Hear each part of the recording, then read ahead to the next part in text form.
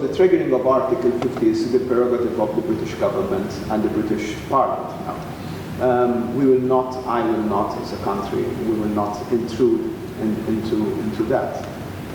Obviously, our interest is that there is an unequivocal signal from the European side that, and I will repeat myself and I will repeat what all my colleagues have said, that the principles that are at the foundation of our single market cannot be decoupled.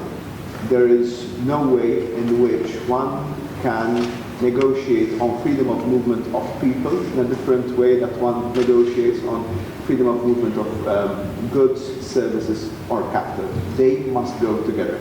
Yesterday's meeting with Michel Barnier was actually very heartening in the sense that Mr. Barnier has very clear ideas, and they are not anti-British ideas. They are not ideas coming from an antagonistic point of view, but they are ideas coming from a European point of view of knowing exactly that this is a decision that the British people have taken. We're all unhappy about that, but it's a sovereign decision by a sovereign member state. But there is a very clear plan that once the trigger, the Article 50 is triggered, negotiations will start. No negotiations will start beforehand, and I do see in all the discussions I had with all prime ministers so far, I haven't noticed any particular difference in approach. When it comes to the tragedy in the Mediterranean, the fact that it's not talk of the day in itself shows that we're growing numb to these tragedies. So this latest tragedy happened in Libyan territorial waters, just some kilometers away from here, and it will not be the last. And that is why what is being put forward, the fact that the Slovak presidency is brave enough to put forward a proposal, has to be taken within the context that hundreds of people are not only risking but losing their life in the Mediterranean.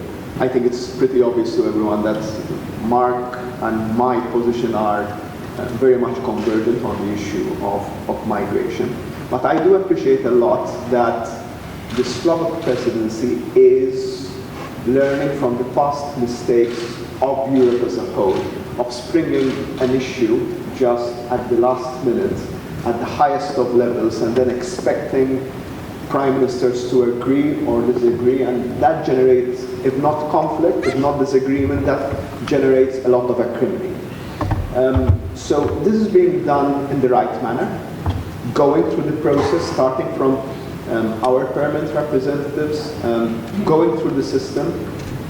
Today, it was like a focus group, really and truly, trying to see what we like about it, what we think will not fly, and hearing the other side of this story. So I think it was an extremely productive exercise on that, and I do want to stress our total support for Robert's idea of not letting the status quo be.